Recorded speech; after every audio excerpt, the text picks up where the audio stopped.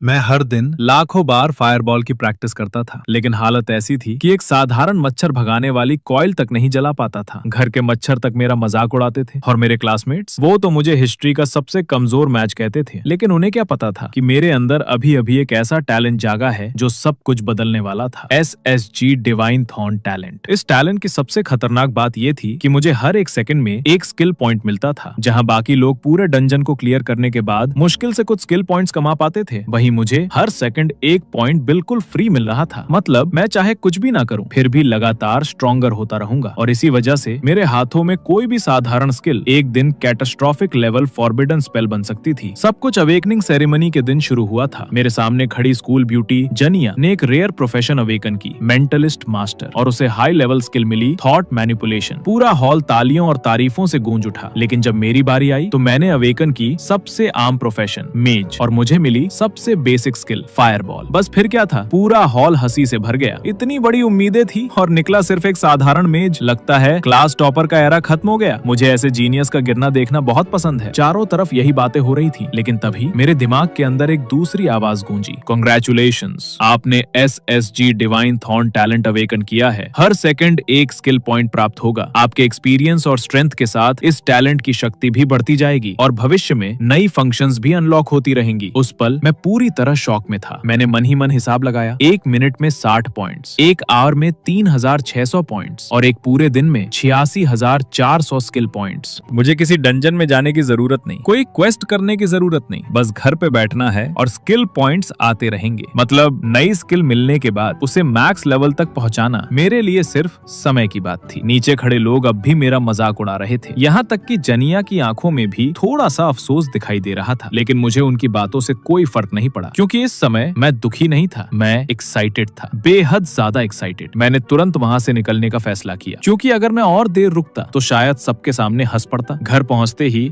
मेरे दिमाग में एक पागलपन भरा आइडिया आया। सबसे पहले फायरबॉल को अपग्रेड करना है, इतना अपग्रेड करना है कि वो फोरबिडन स्पेल बन जाए, क्योंकि ठीक एक महीने बाद नेशनल प्रोफेशनल एग्जाम शुरू होने वाला था। अगले 7 दिनों तक मैं घर से बाहर नहीं निकला। पूरा समय सिर्फ स्किल पॉइंट्स जमा करता रहा। जब मैंने पैनल खोला तो स्किल पॉइंट्स की संख्या देखकर खुद मेरी सांसें रुक गईं। 6 लाख से भी ज्यादा स्किल पॉइंट्स। मैंने गहरी सांस ली, फिर फायरबॉल स्किल पैनल खोला और बिना रुके पॉइंट्स डालने शुरू कर दिए। एक के बाद एक अपग्रेड, फिर अपग्रेड, फिर अपग्रेड। पूरा पैनल चमकने लगा। अचानक सिस्टम नोटिफिकेशन सामने उभरा, 1 lakh skill points consumed, skill successfully upgrade, new spell obtained, celestial flame dragon arts. मेरी साधारण फायरबॉल अब 7th टियर स्पेल बन चुकी थी। उसी पल एक भयानक गर्मी की लहर मेरे पूरे शरीर में दौड़ गई। ऐसा लगा जैसे आग की शक्ति मेरी नसों में बह रही हो। मैंने तुरंत अगला अपग्रेड चेक किया, 8th tier spell, fire spirit incarnation, required skill points 5 lakh. मैं कुछ सेकंड तक स्क्रीन को घूरता रह गया। ये संख्या लगभग पागलपन वाली थी। मैंने थोड़ी देर सोचा, फिर नजर दूसरी स्किल्स पर गई, स्पेल सेविंग और रैपिड कास्टिंग। इन दोनों स्किल्स का काम था मैना कंजम्पशन और कास्टिंग टाइम को कम करना, और फिलहाल मुझे इनकी ज्यादा जरूरत थी, क्योंकि जो 7th टियर स्पेल मुझे अभी मिली थी उसका कास्टिंग टाइम ही 20 सेकंड था और कूलडाउन पूरे 2 घंटे। इतना ही नहीं, हर बार उसे कास्ट करने के लिए 30,000 माना चाहिए था, जबकि मेरे पास सिर्फ 100 माना थी। मतलब मैं अपनी सबसे ताकतवर स्किल को इस्तेमाल ही नहीं कर सकता था। ये सोचकर मैंने तुरंत स्ट्रैटेजी बदल दी और स्किल पॉइंट्स स्पेल सेविंग पर डालने शुरू कर दिए। फिर वही आवाज लगातार गूंजने लगी, डिंग डिंग डिंग। सिस्टम नोटिफिकेशंस लगातार सामने आती रहीं। 1 lakh skill points consumed, skill successfully upgraded. अचानक एक नई पैसिव स्किल अनलॉक हो गई, माना स्टॉर्म, और इसकी पावर देखकर मैं कुछ सेकंड तक चुप रह गया। इफेक्ट नंबर 1, तुम्हारे सभी स्पेल्स की माना कंजम्पशन 70% तक कम हो जाती है। इफेक्ट नंबर 2, तुम्हें किसी भी सोर्स से मिलने वाली मैक्सिमम माना लिमिट 10 गुना बढ़ जाती है और हर सेकंड तुम अपनी मैक्सिमम माना का 7% रिकवर करते हो। इफेक्ट नंबर 3, हर 8 घंटे में एक बार तुम्हारे पास चांस होता है कि 9th टियर से नीचे का कोई भी स्पेल बिल्कुल फ्री में कास्ट हो जाए। मैंने गहरी सांस ली, फिर अपनी आखिरी पैसिव स्किल की तरफ देखा, रैपिड कास्टिंग, और बिना रुके उसमें भी 1 लाख स्किल पॉइंट्स डाल दिए। कुछ ही पलों बाद एक और नोटिफिकेशन सामने उभरी, skill successfully upgraded, new passive skill obtained, eternal divine grace. मेरी आंखें चमक उठी। मैंने तुरंत स्किल डिस्क्रिप्शन पढ़ी। इफेक्ट नंबर 1, 5th टियर से नीचे के सभी स्पेल्स इंस्टेंट कास्ट बन जाते हैं, यानी ना कोई कास्टिंग टाइम,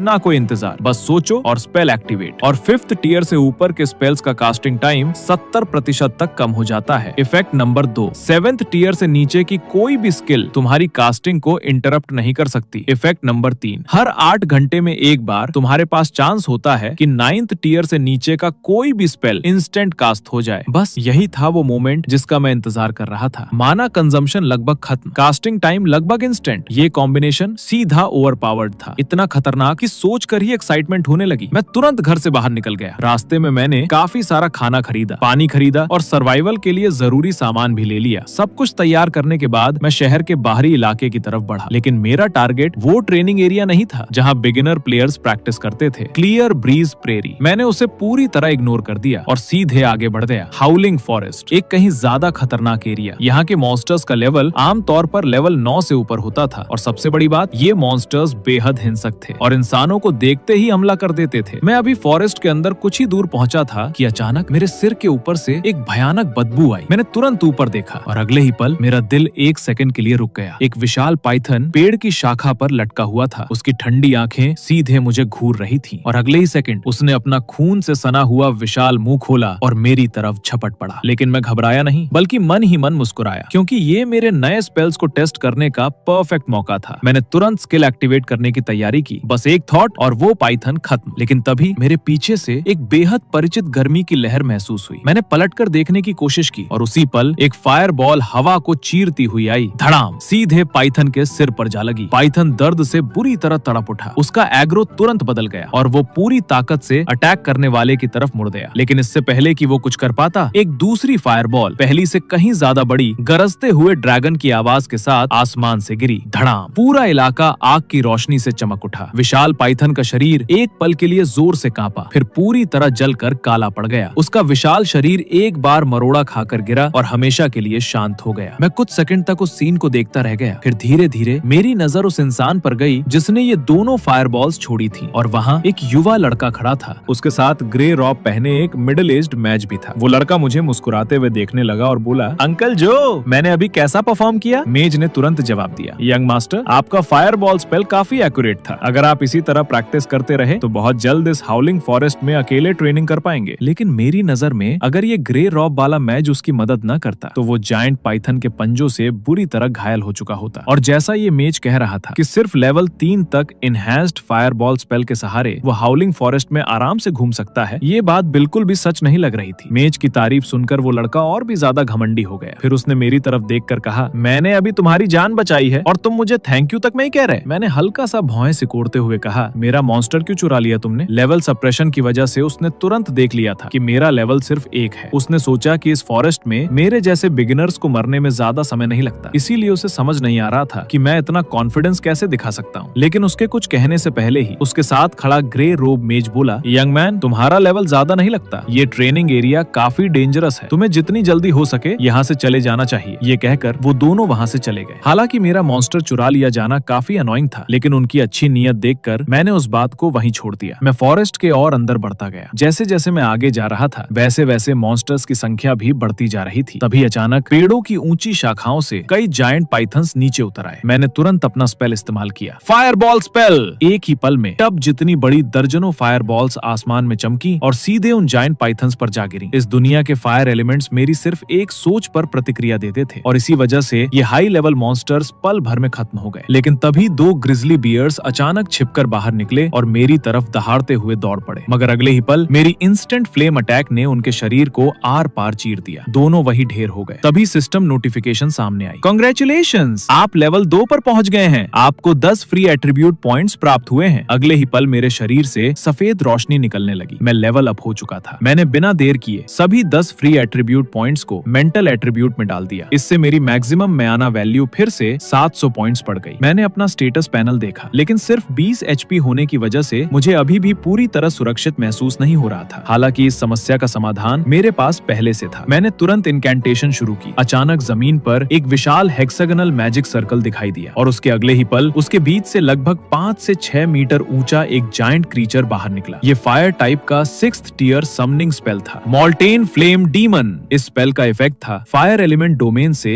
एक मॉल्टेन फ्लेम डीमन जनरल को समन करना। हालांकि समन करते ही मेरी सारी माना वैल्यू तुरंत खत्म हो गई, लेकिन जब मैंने मॉल्टेन फ्लेम डीमन के एट्रीब्यूट्स और स्किल्स देखे तो मुझे एहसास हुआ कि ये सब पूरी तरह वर्थ इट था, क्योंकि उस मॉल्टेन फ्लेम डीमन के पास पूरे 5 लाख एचपी थे। हाउलिंग फॉरेस्ट के बाकी सभी मॉन्स्टर्स के लिए वो किसी डिजास्टर से कम नहीं था। अब मैं पूरी तरह निश्चिंत था और मेरी प्रति सेकंड 7% माना रिकवरी की वजह से मेरी खाली हो चुकी माना बहुत तेजी से भरने लगी। मैंने दोबारा चैंटिंग शुरू की। सबसे पहले मैंने दूसरा मॉल्टन फ्लेम डीमन समन किया, फिर तीसरा, लेकिन फिलहाल 3 डीमन समन करना ही मेरी लिमिट थी। कुछ देर सोचने के बाद मैंने उनमें से 2 मॉल्टन फ्लेम डीमंस को ऑर्डर दिया कि वे पूरी हाउलिंग फॉरेस्ट में पेट्रोल करें और जो भी मॉन्स्टर दिखाई दे उसे तुरंत मार दें। जबकि तीसरे मॉल्टन फ्लेम डीमन को मैंने अपने पास बॉडीगार्ड के रूप में रखा। इसके बाद मैं अपने फ्लेम डीमन के साथ फॉरेस्ट के और भी गहरे हिस्से की तरफ बढ़ने लगा। रास्ते में मुझे लगातार एक्सपीरियंस नोटिफिकेशंस मिल रही थी। मैंने अभी कुछ ही कदम आगे बढ़ाए थे कि अचानक मेरे शरीर से फिर एक सफेद रोशनी निकल पड़ी। कांग्रेचुलेशंस, आप लेवल 3 पर पहुंच गए हैं। आपको 10 फ्री एट्रीब्यूट पॉइंट्स प्राप्त हुए हैं। लेकिन ये यही नहीं रुका। एक के बाद एक 5 से 6 और सफेद रोशनियां मेरे शरीर से निकलने लगी। कांग्रेचुलेशंस, आप लेवल 7 पर पहुंच गए हैं। आपको 10 फ्री एट्रीब्यूट पॉइंट्स प्राप्त हुए हैं। मैं एकदम हैरान रह गया। क्या मैं कुछ ही सेकंड में सीधे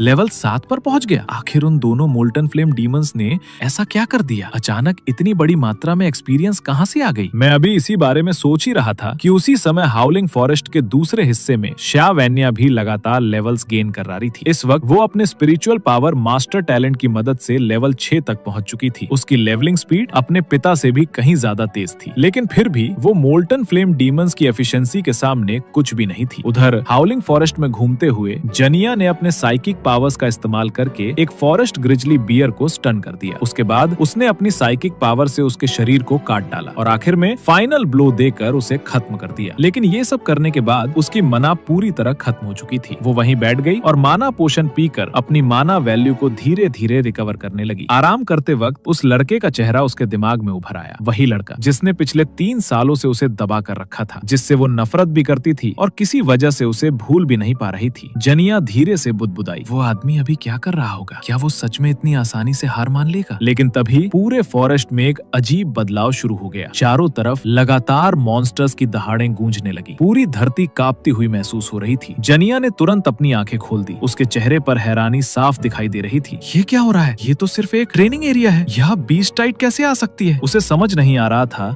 कि आखिर ये सारे मॉन्स्टर्स किस चीज से डरकर भाग रहे हैं। लेकिन अगले ही पल जब बीस्ट टाइड उसके सामने से गुजरी तो वो पूरी तरह सन्न रह गई, क्योंकि उन सभी मॉन्स्टर्स का पीछा एक बेहद खौफनाक मॉन्स्टर कर रहा था। उसकी लंबाई लगभग 5 से 6 मीटर थी और उसका पूरा शरीर भड़कती हुई मोल्टन फ्लेम से ढका हुआ था। उसे देखते ही जनिया के अंदर का सर्वाइवल इंस्टिंक्ट जाग उठा। खुशनसीबी से वो टेलीकिनेसिस का इस्तेमाल करके तेजी से उड़ सकती थी, इसलिए उसने बिना एक पल गवाए वहां से भागना शुरू कर दिया। उसी समय पूरे हाउलिंग फॉरेस्ट में एरिया वार्निंग गूंज उठी। Warning, warning, monster disaster alert detected. Jain city monster disaster monitoring centre ने 2 छोटे बीस्ट टाइड्स डिटेक्ट किए हैं। साथ ही एक अननोन मॉन्स्टर भी डिटेक्ट हुआ है। उसका लेवल अननोन है, उसकी स्ट्रेंथ अननोन है और फिलहाल वो हाउलिंग फॉरेस्ट के अंदर तेजी से आगे बढ़ रहा है। अचानक बीस्ट नेस्ट के पीछे एक इमरजेंसी वार्निंग दिखाई दी। वार्निंग, हाउलिंग फॉरेस्ट एरिया में मौजूद सभी लोग और आसपास के सभी प्रोफेशनल्स तुरंत सुरक्षित जगह पर चले जाएं। Current alert level 2। सभी संबंधित प्रोफेशनल्स फौरन शेल्टर लें। ये सुनते ही जनिया का चेहरा बदल गया। Level 2 alert? उसने इसके बारे में सिर्फ किताबों में पढ़ा था। इसका मतलब था कोई बहुत बड़ा खतरा आने वाला है। जीने सिटी पर एक भयानक मॉन्स्टर डिजास्टर टूट पड़ने वाला था। किंग फेंग प्रेरी और हाउलिंग फॉरेस्ट की बाउंड्री पर पहले से ही अनगिनत प्रोफेशनल ट्रूप्स तैनात थे। सब हाई अलर्ट पर खड़े थे। प्लान बहुत साफ था। जैसे ही दोनों मोल्टन फ्लेम डीमंस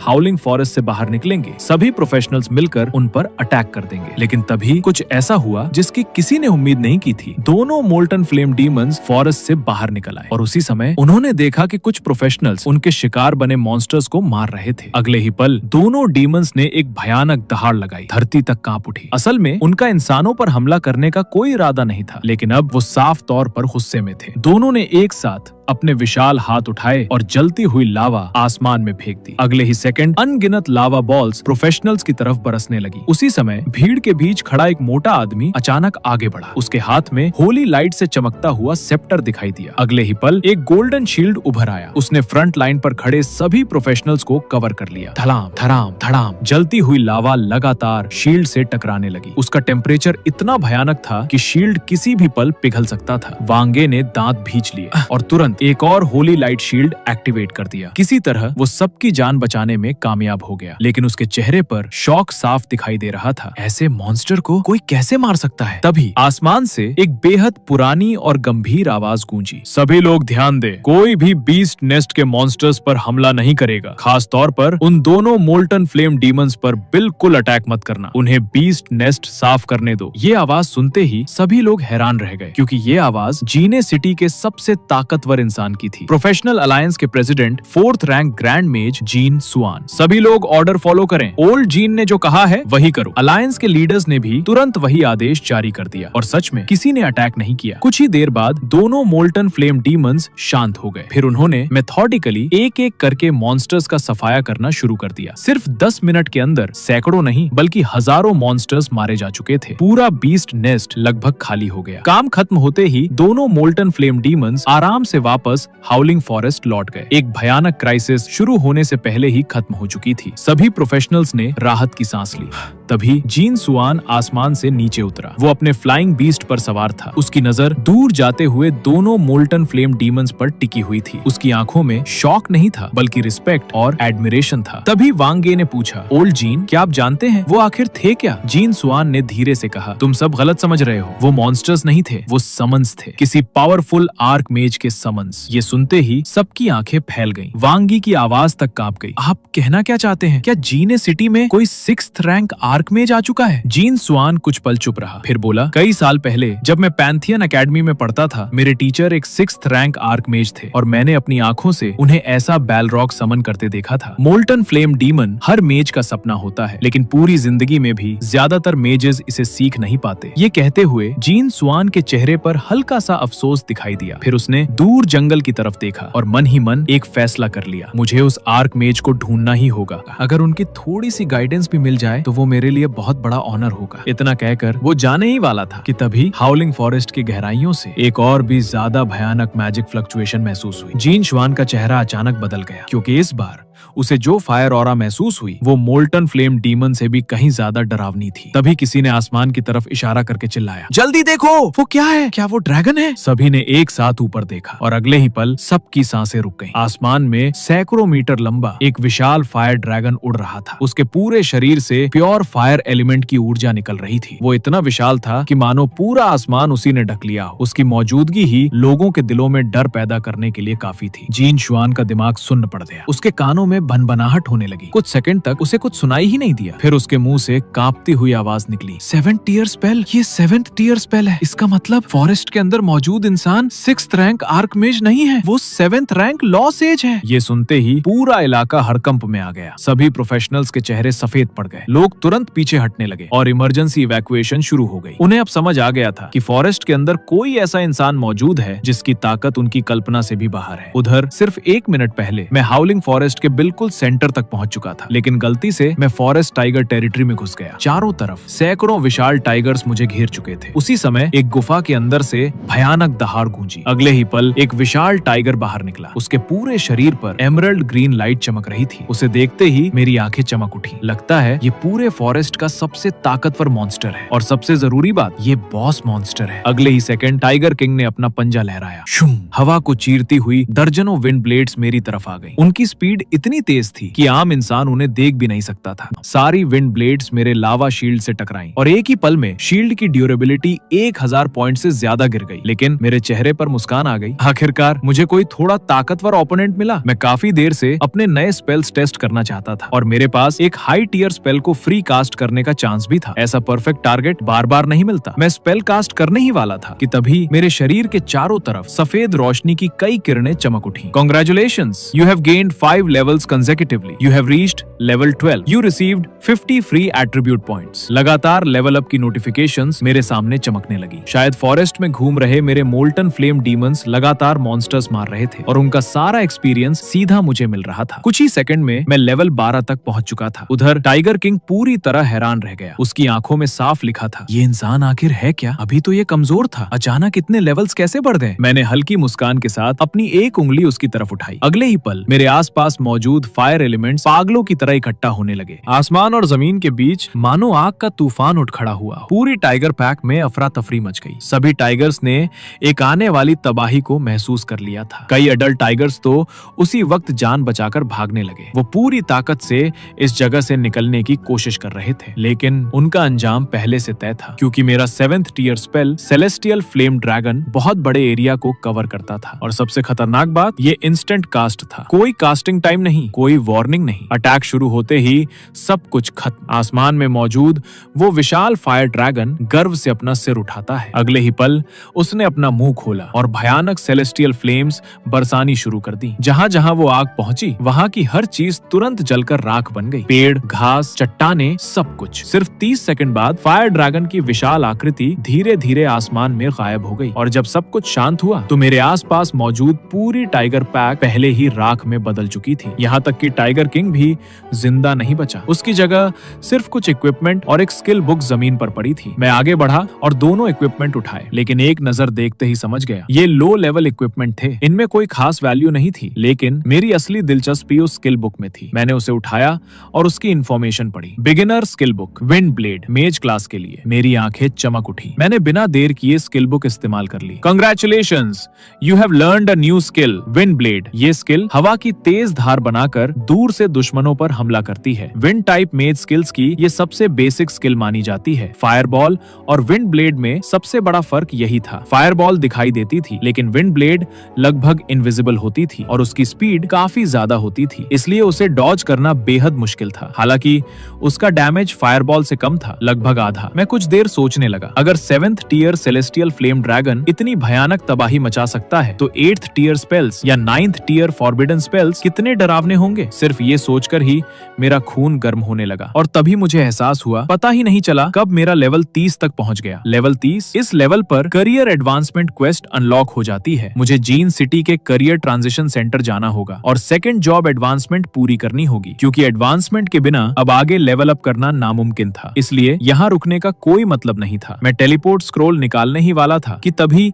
दूर एक अजीब सी ग्रीन लाइट चमकी। उस रोशनी ने मेरा ध्यान अपनी तरफ खींच लिया। मैंने हाथ उठाया और अभी अभी फायर एलिमेंट प्लेन में वापस भेजा गया मोल्टन फ्लेम डीमन फिर से समन कर लिया। मैंने उस ग्रीन लाइट की तरफ इशारा किया। मोल्टन फ्लेम डीमन तुरंत आज्ञाकारी बॉडीगार्ड की तरह आगे बढ़ गया। मैं भी उसके पीछे चल पड़ा। कुछ देर बाद मैं उस जगह पहुंच गया जहां से ग्रीन लाइट आ रही थी। तब मुझे एहसास हुआ ये वही केव थी जहां से टाइगर किंग बाहर निकला था। मैं धीरे धीरे केव के अंदर गया और अंदर का नजारा देखकर मेरी आंखें फैल गईं। पूरी केव की दीवारों पर अनगिनत एमरल्ड ग्रीन क्रिस्टल्स उगे हुए थे। हर क्रिस्टल के अंदर बेहद प्योर विंड एलिमेंट एनर्जी भरी हुई थी। मैं खुशी से मुस्कुरा उठा। मुझे उम्मीद नहीं थी कि स्किल बुक के अलावा यहाँ एक और ट्रेजर भी मिलेगा। अगर मैं इन क्रिस्टल्स को मार्केट में बेचूं तो अच्छी खासी रकम मिल सकती है। मैंने मोल्टन फ्लेम डीमन को आदेश दिया और क्रिस्टल माइनिंग शुरू कर दी। कुछ ही देर में एक विशाल एमरल्ड क्रिस्टल ब्लॉक चट्टानों समेत बाहर निकाल लिया गया। मैंने उसे सीधे अपने पर्सनल स्टोरेज स्पेस में रख दिया। काम खत्म होने के बाद मैंने टेलीपोर्ट स्क्रॉल निकालकर तोड़ दी। एक तेज रोशनी चमकी और अगले ही पल मैं जीन सिटी के टेलीपोर्टेशन हॉल में खड़ा था। घर लौटते ही मैंने अपना स्टेटस पैनल खोला और उसे देखते ही मेरी आंखें चमक उठी, क्योंकि मेरे स्किल पॉइंट्स फिर से पागनों की तरह बढ़ चुके थे। अब मेरे पास लगभग 4,50,000 स्किल पॉइंट्स मौजूद थे और ये संख्या हर सेकंड बढ़ती जा रही थी।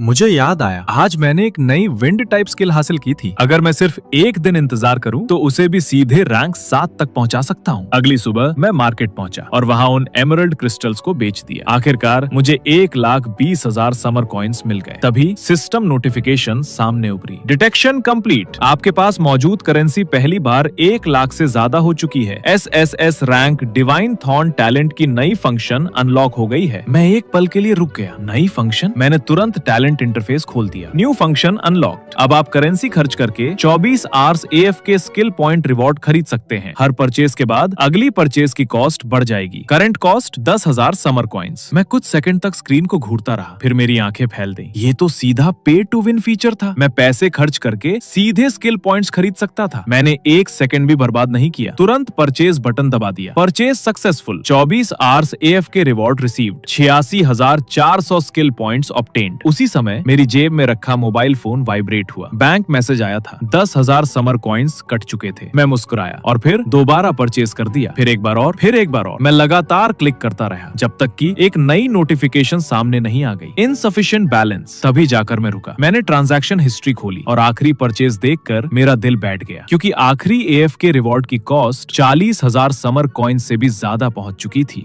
मेरे चेहरे पर दर्द भरी मुस्कान आ गई। गरीबी फिर से वापस आ चुकी थी। जो पैसे अभी अभी आए थे वो सब खत्म हो चुके थे। मैंने गहरी सांस ली, फिर अपना स्टेटस पैनल खोला और अगले ही पल मेरे चेहरे पर मुस्कान लौट आई। Current skill points 4,25,821। इतने सारे स्किल पॉइंट्स देखकर सारा दुख गायब हो गया। मैंने तुरंत हिसाब लगाया। सेलेस्टियल फ्लेम ड्रैगन को रैंक 7 से रैंक 8 तक ले जाने के लिए 5 लाख स्किल पॉइंट्स चाहिए थे और फिलहाल मेरे पास उतने पॉइंट्स नहीं थे। इसलिए मैंने अपना ध्यान विंड टाइप स्किल्स की तरफ मोड़ दिया और विंड ब्लेड पर स्किल पॉइंट्स डालना शुरू कर दिया। डिंग डिंग डिंग डिंग नोटिफिकेशंस लगातार आती रहीं। कुछ ही देर बाद मेरी विंड टाइप स्किल भी रैंक 7 तक पहुंच गई। लेकिन सबसे बड़ा सरप्राइज कुछ और था। रैंक 5 और रैंक 6 अपग्रेड के बाद मुझे 2 नई स्किल्स मिली थी। पहली स्किल थी Swift wind wings, rank 5 skill. इस स्किल को एक्टिवेट करते ही विंड एलिमेंट्स पूरे शरीर को कवर कर लेते थे और मूवमेंट स्पीड कई गुना बढ़ जाती थी। इस स्किल का एक और इफेक्ट था कि ये दूसरों को तुम्हारी असली पहचान देखने से रोक सकती थी, लेकिन इसकी कीमत भी कम नहीं थी। इसे एक्टिवेट रखने के लिए हर सेकंड 500 माना पॉइंट्स खर्च होते थे। कास्टिंग टाइम सिर्फ 1.5 सेकंड था, जबकि कूल डाउन 5 मिनट का था। इसके अलावा विंड एलिमेंट मेरे चारों तरफ एक विंड बैरियर भी बना देता था, जिसकी मदद से मैं हाई स्पीड फ्लाइट कर सकता था। और इतना ही नहीं, मेरे आसपास मौजूद विंड शील्ड 3 रेंज्ड अटैक्स को भी ब्लॉक कर सकता था। ये देखकर मैं थोड़ा हैरान रह गया। क्या ये सच में फ्लाइंग स्किल है? आखिर आसमान में उड़ना किसे पसंद नहीं होगा? लेकिन इस स्किल का दूसरा इफेक्ट देखकर मुझे कुछ और याद आ गया। रेंज्ड अटैक्स को ब्लॉक करना। क्या ये बिल्कुल सोराका के विंड वॉल जैसा नहीं था? फिर मेरी नजर 6th टियर स्किल पर गई, वर्ल विंड फ्लैश। और इस स्किल को देखकर मुझे और भी ज्यादा अजीब महसूस हुआ। स्किल डिस्क्रिप्शन के अनुसार इसका इफेक्ट था किसी एक दिशा में अचानक डैश करना और फिर बेहद तेज स्पीड से स्प्रिंट अटैक करना। जब मैंने ये स्किल दोबारा पढ़ी तो मुझे तुरंत समझ आ गया। ये उन स्किल्स में से थी जो देखने में बेहद कूल और स्टाइलिश लगती हैं, लेकिन समस्या ये थी कि मैं एक मेज था। तो फिर ऐसी स्किल मेरे स्किल सेट में आई ही क्यों? क्या अब मुझे इस स्किल को इस्तेमाल करने के लिए मीली वेपन उठाना पड़ेगा? हालांकि स्टाफ को भी मीली वेपन माना जाता है, लेकिन अगर कोई मुझसे कहे कि स्टाफ लेकर दुश्मनों के बीच घुस जाओ तो सामने वाला मुझे 100 बार पीट देगा। ये सब वाकई बहुत अजीब था। खैर, मैंने इस बारे में ज्यादा नहीं सोचा और सीधे एक्सचेंज बिल्डिंग की मार्केट पहुंच गया। वहां मैंने पहले मिले ब्लैक आयन इक्विपमेंट बेचने शुरू किए। 1 दर्जन से ज्यादा ब्लैक आयन इक्विपमेंट बेचने के बाद मेरे कार्ड में 20,000 से ज्यादा एक्सिया करेंसी आ गई। उसके बाद मैंने शॉप स्क्रीन खोल ली। अब मुझे एक जनरल स्किल बुक खरीदनी थी। मेरी नजर एक स्किल बुक पर जाकर रुकी, बेसिक आइडेंटिफिकेशन बुक। प्राइस देखकर मैं थोड़ा चौंक गया। एक बुक की कीमत थी 18,992 एक्सिया करेंसी। मैंने पूरी लिस्ट चेक की, लेकिन मुझे पता चला कि जनरल स्किल बुक में केवल यही एक स्किल उपलब्ध थी। सबसे हैरानी की बात कि इतनी साधारण आइडेंटिफिकेशन स्किल बुक की कीमत भी लगभग 20,000 थी। ये वाकई बहुत महंगी थी, लेकिन फिर मैंने सोचा चाहे कितनी भी महंगी क्यों ना हो, इसे खरीदना जरूरी है। कम से कम भविष्य में कोई ट्रेजर मिल जाए तो उसे पहचानने से नहीं चूकूंगा। और वैसे भी मेरे पास अभी लाखों स्किल पॉइंट्स पड़े हुए थे। मैं इस स्किल को तुरंत मैक्स लेवल तक अपग्रेड कर सकता था। ये सोचकर मैंने दांत भींचे और आखिरकार बेसिक आइडेंटिफिकेशन बुक खरीद ली। अगले ही पल सिस्टम नोटिफिकेशन सामने आई। Basic identification book successfully learned. आपने नई स्किल प्राप्त की है, आर्ट ऑफ आइडेंटिफिकेशन। इसके बाद मैंने 1 सेकंड भी बर्बाद नहीं किया, सीधे अपने जमा किए हुए सैकड़ों हजारों स्किल पॉइंट्स खर्च कर दिए। और तभी मेरे सामने एक ऐसी नोटिफिकेशन आई जो मैंने पहले कभी नहीं देखी थी। बधाई हो, आप पूरी ब्लू स्टार पर पहले ऐसे प्रोफेशनल बन गए हैं जिसने पहचान की कला को सर्वोच्च स्तर तक पहुंचा दिया है। आपको एक यूनिक रिवॉर्ड प्राप्त हुआ है। मैं कुछ सेकंड तक स्क्रीन को घूरता रह गया। क्या मजाक है, ऐसा भी कोई इनाम होता है? लेकिन जल्द ही मुझे समझ आ गया कि आज तक किसी ने ये काम क्यों नहीं किया। कारण बहुत सरल था, इसमें कोई फायदा दिखाई नहीं देता था। आखिर कौन इतना कीमती स्किल पॉइंट किसी कॉम्बैट स्किल पर लगाने के बजाय एक साधारण पहचान स्किल पर खर्च करेगा? यही वजह थी कि मैं पहला इंसान बन गया था। ये सोचकर मैंने तुरंत इंटरनेट खोला और अपनी नई स्किल को चेक किया। अगले ही पल मेरी आंखें चौड़ी हो गईं। पूर्ण पहचान। जब आप किसी लक्ष्य को लगातार 3 सेकंड तक देखते हैं तो लक्ष्य और आपके बीच के लेवल अंतर को नजरअंदाज कर दिया जाएगा। लक्ष्य पर मौजूद हर प्रकार की छुपाव और भ्रम वाली क्षमता निष्क्रिय हो जाएगी और आपको उस लक्ष्य की पूरी जानकारी प्राप्त होगी। इतना ही नहीं, अगर लक्ष्य कोई ऐसी वस्तु या उपकरण है जिसकी पहचान पहले नहीं हुई तो सफल पहचान के बाद 10% संभावना होगी कि उसकी गुणवत्ता एक स्तर बढ़ पड़ जाए। मैं पूरी तरह चौंक गया। इस स्किल की ताकत मेरी कल्पना से कहीं ज्यादा थी। मैंने तुरंत अपना ध्यान पास से गुजर रहे एक प्रोफेशनल पर केंद्रित किया। 3 सेकंड बाद उस इंसान की सारी जानकारी मेरे सामने खुल गई। उसकी स्थिति, उसकी ताकत, उसकी कमजोरियां, यहाँ तक कि उसके छिपे हुए प्रभाव भी, सब कुछ मेरे सामने साफ दिखाई दे रहा था। मैंने गहरी सांस ली और खुद को शांत किया। फिर सीधे क्लास ट्रांसफर मिशन लेने निकल पड़ा। जैसे ही मैं ट्रांसफर सेंटर में दाखिल हुआ, एक चश्मा पहने लड़की मुस्कुराते हुए मेरे पास आई। नमस्ते प्रोफेशनल, मैं आपकी क्या मदद कर सकती हूँ? मैंने सीधे कहा, मैं 2nd level class transfer mission लेना चाहता हूँ। लड़की के चेहरे पर मुस्कान बनी रही। कृपया अपना प्रोफेशनल आईडी कार्ड दिखाइए। मैं थोड़ा असहज हो गया। अभी क्लास बदली है, ऑफिशियल आईडी अभी नहीं बना। क्या स्टूडेंट कार्ड चलेगा? मेरी बात सुनकर लड़की थोड़ी हैरान रह गई। 1 मिनट, आप कहना चाहते हैं कि आपने सिर्फ 1 हफ्ते पहले क्लास ट्रांसफर किया था? मैंने सिर हिला दिया। अब लड़की सचमुच चौंक गई, क्योंकि उसने आज तक किसी को सिर्फ 1 हफ्ते में दूसरे ट्रांसफर की शर्तें पूरी करते नहीं देखा था। कुछ देर बाद उसने सारी औपचारिकताएं पूरी कर दी और मुझे एक अलग कमरे में ले गई। कमरे के बीचों बीच एक नीला ऊर्जा पत्थर हवा में तैर रहा था। मैंने हाथ बढ़ाकर उसे छुआ। उसी पल सिस्टम नोटिफिकेशन सामने आ गया। मिशन की जानकारी देखकर मैं कुछ सेकंड के लिए स्तब्ध रह गया। S रैंक कठिनाई, लेकिन लक्ष्य सिर्फ लेवल 60 का बॉस था। मैंने दोबारा पढ़ा, फिर हंस पड़ा। बस इतना ही? ये लेवल तो मेरे द्वारा बुलाए गए फ्यूजन फ्लेम डीमन से भी कम था। अगर मैं अपना सेलेस्टियल ड्रैगन लिजर्ड बुला दूं तो शायद एक झटके में खत्म कर दे। इतना ही नहीं, मिशन में 3 लोगों की टीम बनाने की अनुमति भी थी। ये तो जरूरत से ज्यादा आसान था। मैंने मन ही मन सोचा, क्या ये लोग सच में मुझे रुलाना चाहते हैं? मिशन स्वीकार करने के बाद मैं सीधे टेलीपोर्टेशन हॉल की तरफ बढ़ गया। जैसे ही जादुई रून चमके, मेरे सामने की दुनिया बदल गई। अगले ही पल मैं कुंगलांशी शहर के टेलीपोर्टेशन हॉल में खड़ा था। चश्मे वाली लड़की पहले ही मुझे बता चुकी थी कि साइलेंट टेरिटरी कहाँ है। कुंगलांशी के दक्षिणी रीफ पर। मैंने बिना देर किए एक 5वें स्तर का वायु जादू सक्रिय किया, रैपिड विंड विंग्स। सामान्य लोगों के लिए इस जादू को करने में समय लगता था, लेकिन मेरे पास दिव्य कृपा का आशीर्वाद था। मेरे लिए सभी 5वें स्तर के जादू तुरंत सक्रिय हो जाते थे। अगले ही पल मेरी पीठ पर हवा से बनी विशाल पंखों की जोड़ी उभर आई और मेरा शरीर हरे प्रकाश की एक रेखा बन गया। मैं सीधा साइलेंट टेरिटरी की ओर उड़ चला। इस उजाड़ और सुनसान इलाके में अनगिनत प्रोफेशनल एक ही दिशा में बढ़ रहे थे, क्योंकि वहीं पर नेक्रोमेंसर नाइट का रिस्पॉन पॉइंट था। लेकिन जैसे ही लोग करीब पहुंचे, उन्हें कुछ गिल्ड्स ने रोक लिया। एक आदमी ऊंची आवाज में बोला, थंडर गिल्ड ने ये इलाका रिजर्व कर लिया है। जो लोग हमारी गिल्ड के नहीं हैं, कृपया पीछे हट जाएं। असल में कई बड़ी गिल्ड्स मिलकर इंडिपेंडेंट प्रोफेशनल्स को अंदर जाने से रोक रही थी। भीड़ में से किसी ने गुस्से में चिल्लाकर कहा, क्या वर्ल्ड बॉस तुम्हारे बाप की जागीर है? हमें अंदर क्यों नहीं जाने दे रहे? ये सुनते ही रास्ता रोककर खड़े लोगों के चेहरे सख्त हो गए। उनमें से ठंडे स्वर में बोला, बिल्कुल, आज ये बॉस हमारी थंडर गिल्ड का है। अगर दम है तो जबरदस्ती अंदर घुसकर दिखाओ। उनका रवैया बेहद घमंडी था, लेकिन उनकी ताकत के सामने ज्यादातर लोग बेबस थे। हर किसी के दिल में गुस्सा था, मगर कोई कुछ नहीं कर पा रहा था। उसी समय नेक्रोमेंसर नाइट के रिस्पॉन होने का समय आ गया। दोनों बड़ी गिल्ड्स के चेहरे पर उत्साह साफ दिखाई दे रहा था, क्योंकि उनका प्लान साफ था। वे पूरा एक्सपीरियंस और सारे रेयर ड्रॉप्स खुद अकेले हड़प लेना चाहते थे। लेकिन तभी कुछ ऐसा हुआ जिसकी किसी ने कल्पना टेक्स नहीं की थी। पूरे साइलेंट टेरिटरी में काले रंग की महामारी जैसी धुंध फैलने लगी। उस धुंध से भयानक मौत की ऊर्जा निकल रही थी। अचानक गिल्ड चैनल में एक के बाद एक इमरजेंसी मैसेज आने लगे। स्थिति बहुत खराब है, जल्दी आओ, गिल्ड मास्टर मदद मांग रहे हैं, हमारा सफाया हो रहा है। ये देखकर सभी लोगों के चेहरे बदल गए और वे तुरंत घटना स्थल की तरफ भागे। लेकिन जब वे वहां पहुंचे तो सामने का नजारा देखकर सबके होश उड़ गए। चारों तरफ लाशें बिखरी पड़ी थीं। जमीन पर काला जहरीला पानी बह रहा था। हथियार टूट चुके थे। चेहरों पर मौत से पहले की पीड़ा जमी हुई थी। कुछ लोगों की आंखें अब भी खुली हुई थी, मानो वे मरते वक्त भी यकीन न कर पाए हों कि उनके साथ क्या हुआ। सबसे डरावनी बात ये थी कि लाशों के ढेर में उनका अपना गिल्ड मास्टर भी पड़ा था। भीड़ पूरी तरह सन्न रह गई। ये कैसे संभव है? ये तो सिर्फ लेवल 60 वर्ल्ड बॉस था। हम इसे दर्जनों बार मार चुके हैं, लेकिन किसी को सोचने का मौका नहीं मिला।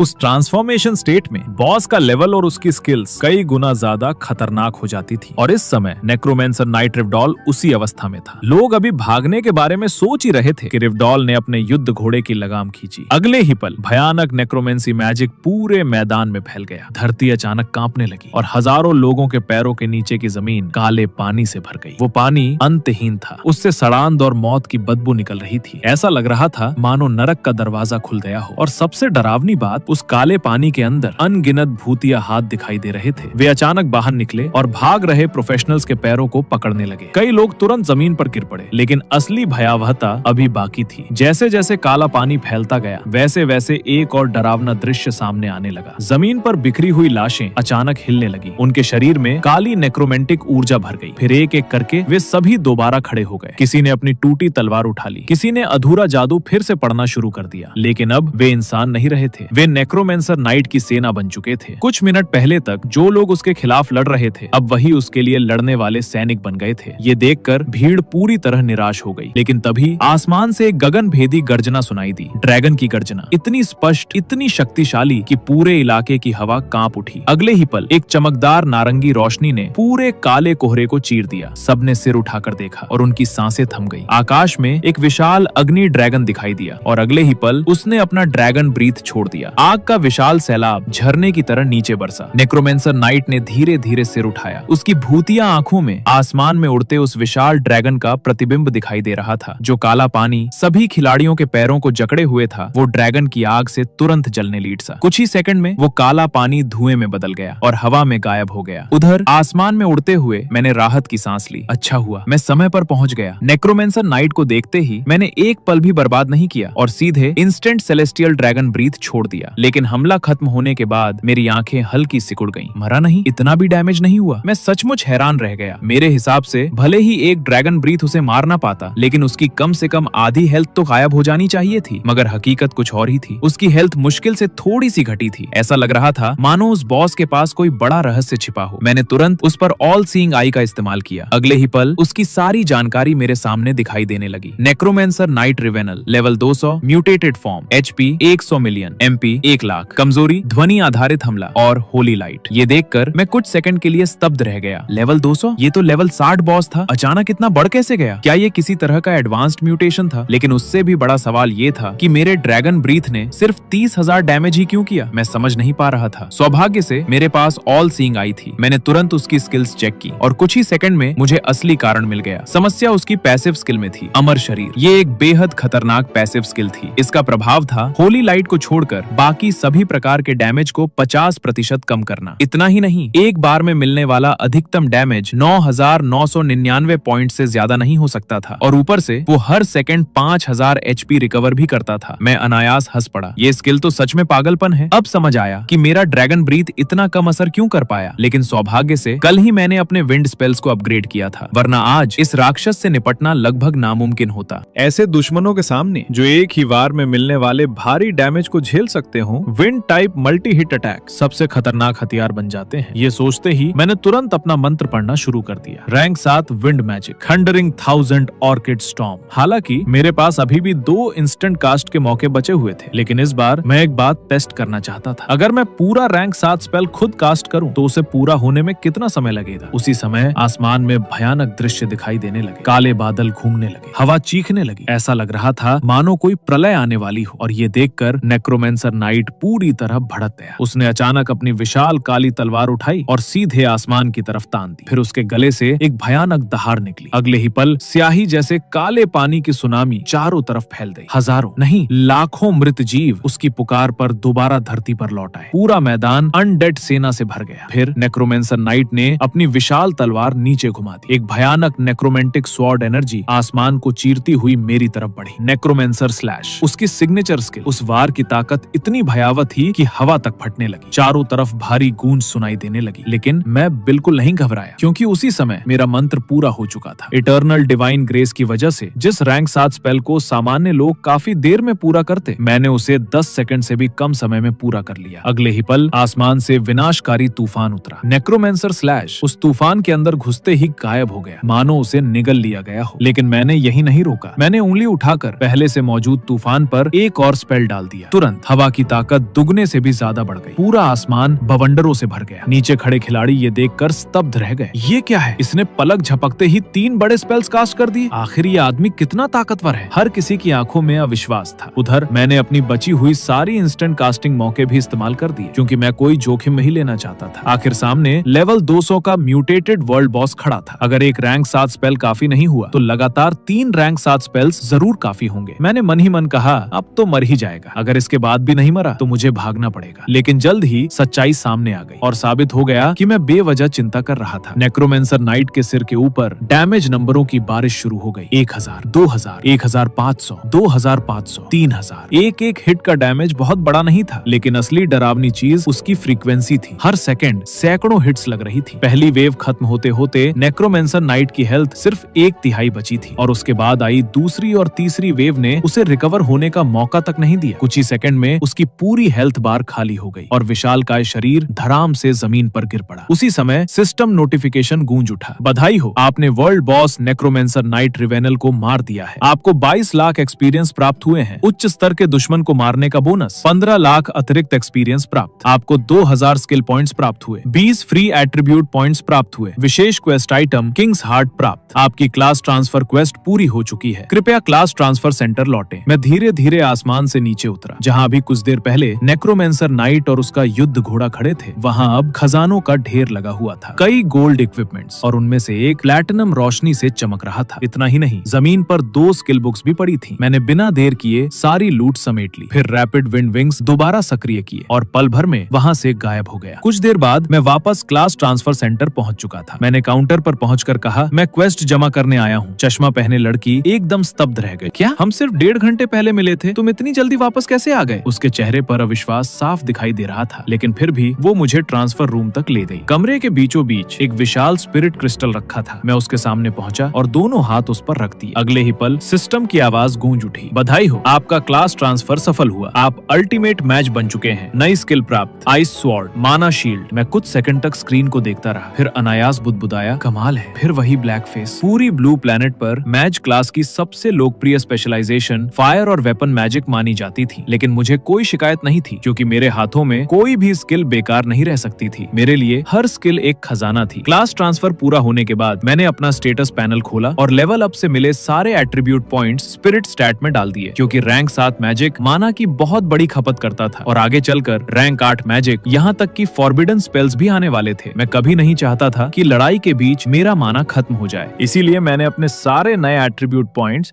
स्पिरिट एट्रीब्यूट में डाल दिए। उसके बाद मेरा लेवल फिर से तेजी से बढ़ने लगा। नेक्रोमेंसर नाइट को मारने से मिली भारी एक्सपीरियंस और लेवल लिमिट हटने के बाद मरे हुए सैनिकों को खत्म करने से मिली एक्सपीरियंस दोनों मेरे खाते में जुड़ चुकी थी। एक भी एक्सपीरियंस पॉइंट बर्बाद नहीं हुआ। जब मैंने अपना स्टेटस पैनल खोला तो खुद भी थोड़ा हैरान रह गया। मेरा कुल माना अब लगभग 40,000 तक पहुंच चुका था। इतना माना कि बिना किसी फ्री कास्टिंग स्किल के भी मैं लगातार 3 या 4 रैंक 7 स्पेल इस्तेमाल कर सकता था। ये सोचकर मेरे चेहरे पर हल्की मुस्कान आ गई। आने वाली नेशनल प्रोफेशनल परीक्षा के लिए अब मेरा आत्मविश्वास पहले से कहीं ज्यादा बढ़ चुका था। मैं भी देखना चाहता था कि आखिर कौन सी बड़ी अकादमी मुझे अपने यहाँ भर्ती करने की हिम्मत रखती है। कुछ देर बाद मैं वापस अपने कमरे में लौट आया। जैसे ही दरवाजा बंद किया, मैंने अपने पर्सनल स्पेस में रखी सारी चीजें बाहर निकालनी शुरू कर दी। सबसे पहले करीब 1 दर्जन इक्विपमेंट मेरे सामने दिखाई दिए। उनमें से 8 या 9 सिल्वर ग्रेड के थे, 3 गोल्ड ग्रेड के और सबसे खास एक प्लेटिनम ग्रेड का हथियार, वही काली विशाल तलवार जो नेक्रोमेंसर नाइट इस्तेमाल कर रहा था। ये एक वॉरियर और नाइट क्लास का एक्सक्लूसिव हथियार था। साधारण लोग इसे इस्तेमाल भी नहीं कर सकते थे। सबसे खास बात,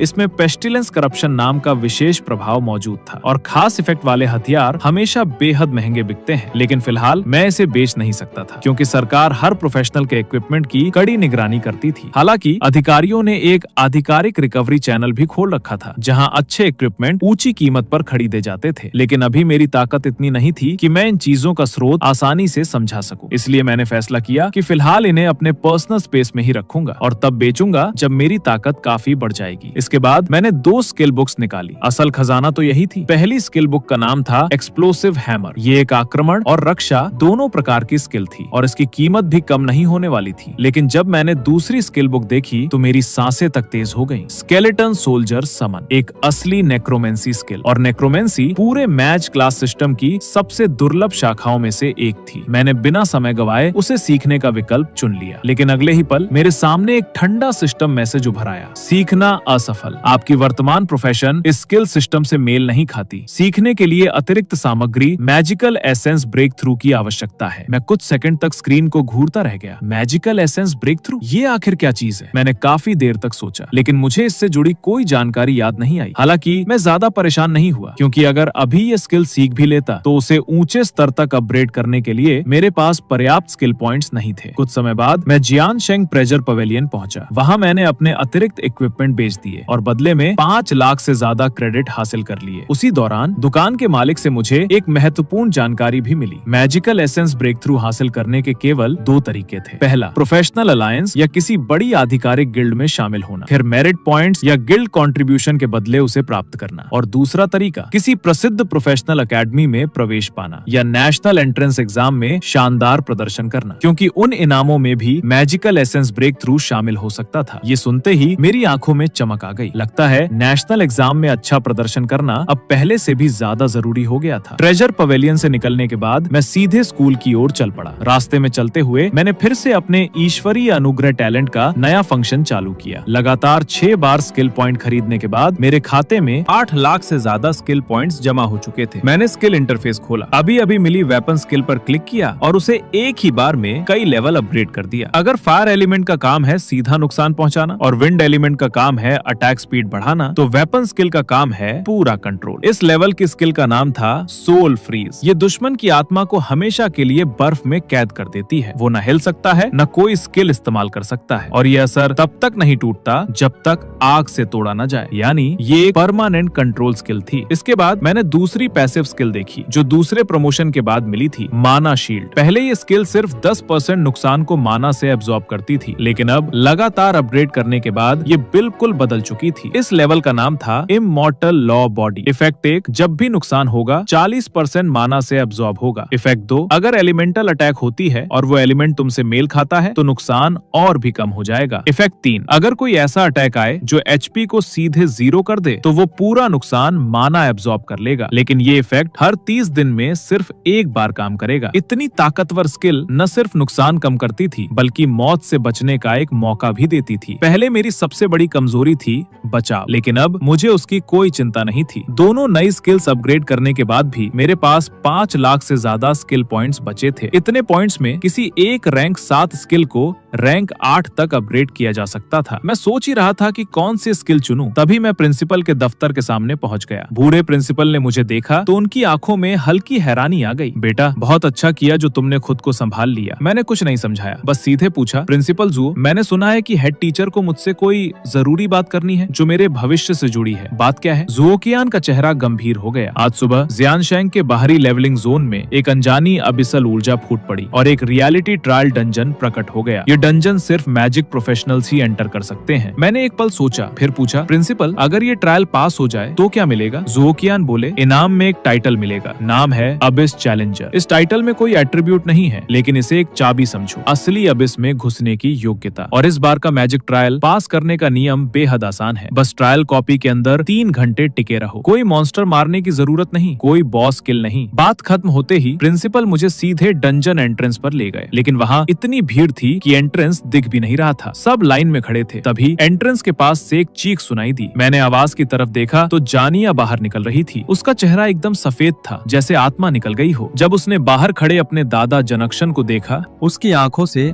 आंसू बह निकले। दादा, अंकल बाहर नहीं आए। अंदर बहुत ज्यादा मॉन्स्टर हैं, उन्हें मारा नहीं जा सकता, और एक जगह खड़े रहो तो मॉन्स्टर लगातार आते ही रहते हैं। पूरे डंजन में छुपने की जगह नाम को नहीं। आखिर में अंकल ने मुझे 4 एस्केप स्क्रॉल्स दिए, खुद उन मॉन्स्टर्स की आग अपने ऊपर खींच ली और हम बाहर निकल आए। जनक्शन और प्रिंसिपल दोनों चुप हो गए। दोनों के चेहरे पर एक ठंडी सिहरन थी। ये ट्रायल डंजन सिर्फ मेजर प्रोफेशन वालों के लिए था। कोई टैंक नहीं जो मॉन्स्टर रोके, कोई प्रीस्ट नहीं जो हील करे। अब लग रहा था ये कम से कम बेहद ऊंचे लेवल की डिफिकल्टी थी। उसी वक्त एंट्रेंस से एक के बाद एक लोग बाहर आ रहे थे। कराहने की आवाजें, चीखें, मदद के लिए पुकार। अनगिनत लोग खून से लथपथ थे। पूरा नजारा बेहद भयानक था। ये शायद वही लोग थे जो जानिया के साथ पहले ग्रुप में गए थे। मेरे पास खड़े जुओकियान ने कड़वी मुस्कान दी। हम नाकाम रहे। डंजन की मुश्किल का अंदाजा गलत लगाया और कोई गाइड भी नहीं था, माफ करना। बूढ़े प्रिंसिपल जैसे एक पल में कई साल बूढ़े हो गए। उनका पूरा वजूद गहरी शर्म और पछतावे में डूब गया। लेकिन जब सब चिंता में डूबे थे तभी मैं डंजन एंट्रेंस के अंदर चला गया। जुओ की नजर पड़ी हम तो वो एकदम हड़बड़ा गए। ठंडा पसीना छूट गया। ये क्या कर रहा है? इतना खतरनाक डंजन देखकर भी अकेले अंदर घुस गया। बाकी एकेडमी के स्टूडेंट्स भी हैरान थे। ये तो अपनी मौत मांग रहा है। अभी अभी प्रोफेशन बदली है और सीधे इस लेवल के डंजन में। उन जैसे नए लोगों के लिए तो बिना परमिशन के ऐसी जगह घुसना भी बेहद खतरनाक था। लेकिन मैं लाइट बैरियर पार कर चुका था। तभी सिस्टम का एक मैसेज आया, आप एक स्पेशल ट्रायल डंजन में एंटर कर रहे हैं। नाम फेलिकीन का टाइम सिटी। मैंने आंखें खोली। चारों तरफ अंधेरा था। रात का आसमान एकदम काला, कोई तारा नहीं, बस एक चांद जो 100 गुना बड़ा लग रहा था। रोशनी बेहद कम थी, लेकिन मेरी डिवाइन ऑल सीइंग आई स्किल की वजह से मुझे सब कुछ साफ दिख रहा था। Trial quest. फेलिकीन में 3 घंटे जिंदा रहो। बचा हुआ वक्त 2 घंटे 59 61 मिनट 49 सेकंड। और एक दोस्ताना सलाह, अगर हो सके दिल की धड़कन रोक लो, सांस लेना बंद कर दो, वो आवाज से नफरत करता है। ये पढ़ते ही मैं समझ गया, ये मॉन्स्टर्स आवाज से शिकार ढूंढते हैं। तभी एक अजीब सी आहट सुनाई दी। मैंने पलट कर देखा तो कई काली परछाइयां मेरी तरफ बढ़ रही थी और हवा में कुछ मुस्कुराते हुए चेहरे तैर रहे थे। काली परछाइयां थी लाइट शेडो और हवा में तैरते चेहरे थे लाइट आई। एक आम प्रोफेशनल के लिए छुपना ही सबसे सही रास्ता होता, लेकिन मेरा रास्ता अलग था। अंधेरे से छुपकर नहीं निकला जाता दोस्त, आग से निकला जाता है। इन सबको मार दो, फिर न छुपने की जरूरत न भागने की। मेरे हाथों में आग की रोशनी चमकी। Rank 4 fire area skill flame storm. एक के बाद एक 3 अटैक और चारों तरफ से घेरने आए 5-6 शैडो मॉन्स्टर्स एक पल में राख हो गए। लेकिन अगले ही पल और फुसफुसाहटें सुनाई दी, पास आ रही थी। मैंने हाथ उठाया, एक छोटा सा इनकैंटेशन और रॉक डीमन को बुला लिया। वो मेरा खजाना था। फिर मैंने स्किल इंटरफेस खोला और पॉइंट्स लगाने का फैसला किया। इस बार का टारगेट था rank 8 fire magic. 5 lakh skill points खर्च हुए और सिस्टम मैसेज आया, सेलेस्टियल फ्लेम ब्रेथ अपग्रेड हो गई। नई स्किल मिली, फायर स्पिरिट अवतार। Casting time instant, cool down 3 दिन। इफेक्ट, फायर स्पिरिट फॉर्म में सभी फिजिकल नुकसान से इम्यून, सभी फायर नुकसान से इम्यून, उड़ने की ताकत मिलती है। इस फॉर्म में फायर स्किल चलाओ तो critical hit chance 100%, critical damage भी 100% बढ़ जाता है। दुश्मन की मैजिक रेजिस्टेंस 50% इग्नोर होती है। जितने भी स्पेल में इनकैंटेशन लगता था सब इंस्टेंट हो जाते हैं, माना भी खर्च नहीं होता। और 3 मिनट का असेंशन स्टेट, जिसमें आग के एलिमेंट से एक महाविनाशकारी विस्फोट किया जा सकता है। वाह, ये तो कमाल की स्किल थी। इनकैंडेसेंस टाइप बेहद दुर्लभ। मैंने बस एक ख्याल किया और मेरी उंगलियों के पोरों पर गहरी नीली लौ जल उठी। फिर दोनों हाथ भड़भड़ा कर जलने लगे और एक पल में मैं खुद आग बन गया। जहां मैं खड़ा था वो जगह गायब होने लगी। चारों तरफ से आए अनगिनत शैडो डीमन एक चीख भी नहीं निकाल सके और उसी पल भाप बनकर उड़ गए। पूरे फेलिकीन शहर के हर शैडो और डार्क मॉन्स्टर बेचैन हो उठे। तापमान अचानक इतना बढ़ गया था कि सब कुछ रोशन हो गया। फिर मैं हवा में उड़ गया। फायर स्पिरिट फॉर्म की उड़ान विंड स्किल से कम नहीं थी। शायद तापमान की वजह से, शायद रोशनी की वजह से शहर की जमीन के नीचे छुपी कोई भयानक चीज पूरी तरह भड़क उठी। एक दहला देने वाली गड़गड़ाहट के साथ जमीन से एक विशाल काला पंजा निकला और सीधे आसमान में उड़ते नीले आग के पंछी की तरफ बढ़ा। लेकिन जैसे ही वो पंजा मुझसे टकराया, मेरी लपटों ने उसे जलाकर काला कोयला बना दिया। उस विशाल जीव को गुस्सा आ गया। जमीन कांपने लगी, पहले से भी ज्यादा जोर से। और फिर अंधेरी खाई से 2 विशाल लाल आंखें जलती हुई नजर आईं। ये एक विशाल मकड़ी थी, शैडो कंडेंस्ड मकड़ी। इसका लेवल उस ऑल्टर्ड नेक्रोमेंस ऑफ नाइट से भी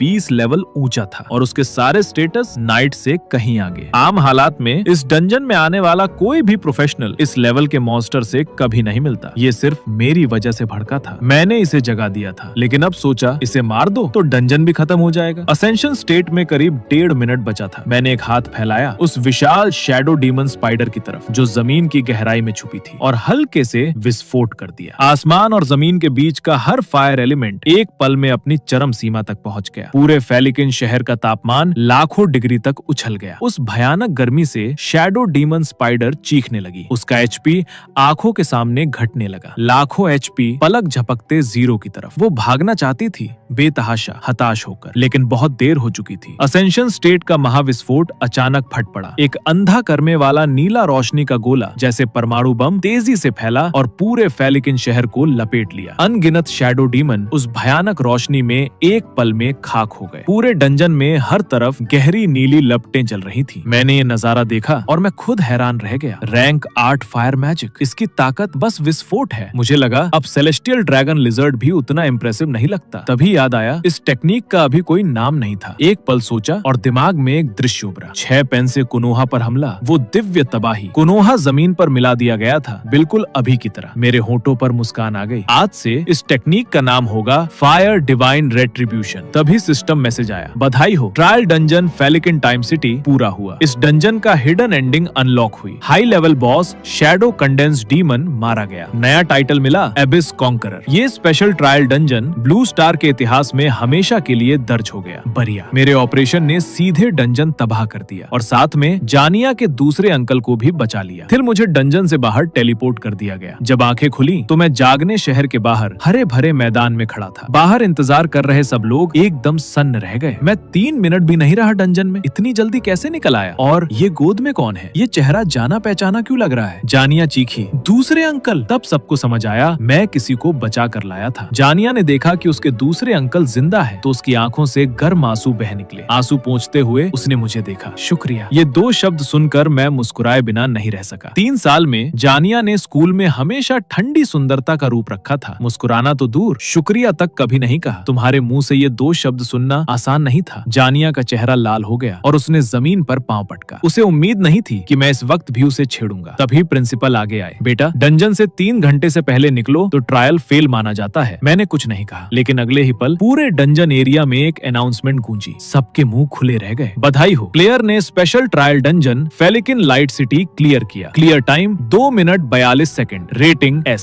अब से कोई भी प्रोफेशनल इस डंजन में एंटर नहीं कर सकता। इस डंजन का क्लियर रिकॉर्ड ब्लू स्टार के हिस्ट्री पैंथियन में दर्ज होगा। सब एकदम चुप, सबकी नजरें मुझ पर थी, जैसे किसी कायुत को देख रहे हो। प्रिंसिपल का दिमाग एकदम सुन्न हो गया। इस लड़के में कुछ है, ये तो सोचा था, लेकिन इतना? न सिर्फ डंजन क्लियर किया, बल्कि पूरे ब्लू स्टार के वर्ल्ड पैंथियन में नाम दर्ज हो गया। आज तक पूरी दुनिया में 1000 से कम नाम है उस लिस्ट में। ये हर प्रोफेशनल का सबसे बड़ा सम्मान है, और ये लड़का सिर्फ 18 साल का। तभी भीड़ में से एक टीचर आगे आए। तियानचुई एकेडमी में आओ, हम तुम्हें स्पेशल एडमिशन का मौका देंगे। एक पल के लिए सब चुप। तियानचुई एकेडमी पूरे प्रांत में दूसरी सबसे अच्छी एकेडमी। जब सबको लगा कि मैं तुरंत हाँ कर दूंगा, तभी मैंने सीधे मना कर दिया। वुन भी थोड़ा हैरान रह गया। उसके हिसाब से ये तो बेमिसाल मौका था। ये लड़का खुश क्यों नहीं हुआ? सोचो जरूर, शायद जिंदगी में एक ही बार ऐसा मौका मिले। ये सुनकर मैं हंस पड़ा। असल में अगर आप पहले थोड़ा अच्छा इंप्रेशन बनाते तो शायद मैं सोचता भी ये भी आपकी जिंदगी का एक ही मौका था। प्रिंसिपल ने मन में सोचा, यार ये कुछ शब्द बड़े बेशर्म थे, लेकिन सुनकर